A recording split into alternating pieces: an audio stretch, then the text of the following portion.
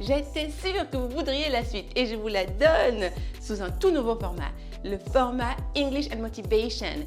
ENM pour les intimes.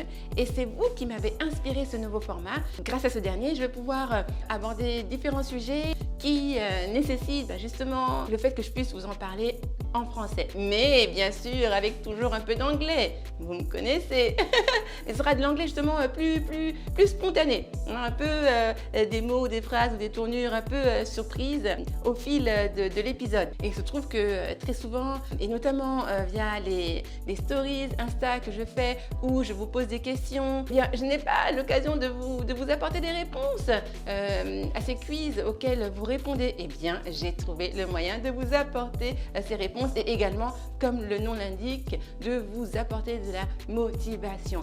English and Motivation. Ce que je fais déjà, de l'anglais et de la motivation, ce que je fais déjà depuis tellement de temps grâce à mes vidéos, à mes podcasts. Donc je vais continuer sous un format un peu différent. Vraiment, c'est un premier format, c'est le premier épisode du format.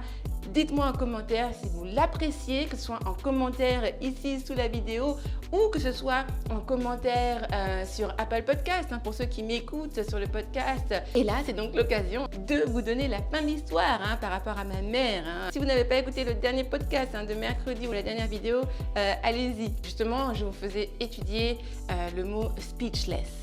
To be speechless, c'est comme on a vraiment, on est sans voix, être bouche bée.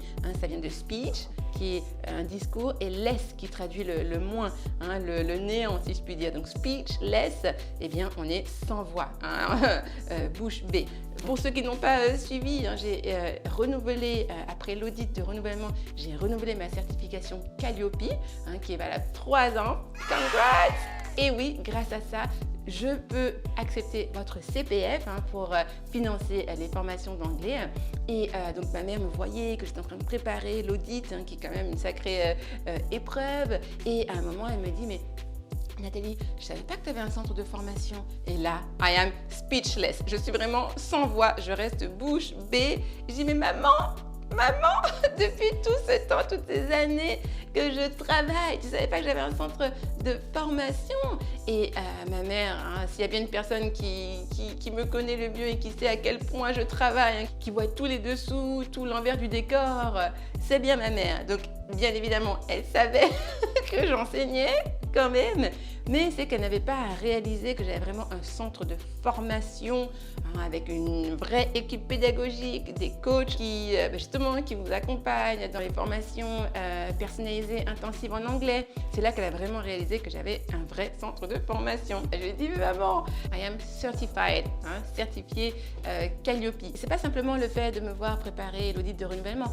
Avant cela, j'avais eu une conversation avec mon père où je lui expliquais ce que je faisais précisément et comment je faisais, comment je travaillais. Et c'est là déjà, quelques semaines auparavant, cette conversation que j'avais eue avec mon père lui avait mis la puce à l'oreille déjà. Et justement, cette expression que je vous enseigne, mettre la puce à l'oreille, quelque chose m'a mis la puce à l'oreille, on va dire « something set me thinking ». Something set me thinking. Donc cette conversation lui a mis la puce à l'oreille. Cette conversation set her thinking. La morale de l'histoire, c'est que nous, entrepreneurs, qui dirigeons des entreprises, ou pas seulement, également, il y a des salariés, des employés qui peuvent avoir des fonctions un peu multiples, un peu transverses. On se rend compte avec cette anecdote que notre entourage, même très proche, peut ne pas savoir exactement ce que l'on fait. Donc, communication. La communication est clé. Parler, discuter pour éclaircir les choses et qu'il n'y ait pas de quiproquo. Voilà, vous savez tout. Donc, 2 choses à retenir en anglais. To be speechless, être sans voix, bouche bée. Et puis, something set me thinking. Ça m'a mis la puce à l'oreille.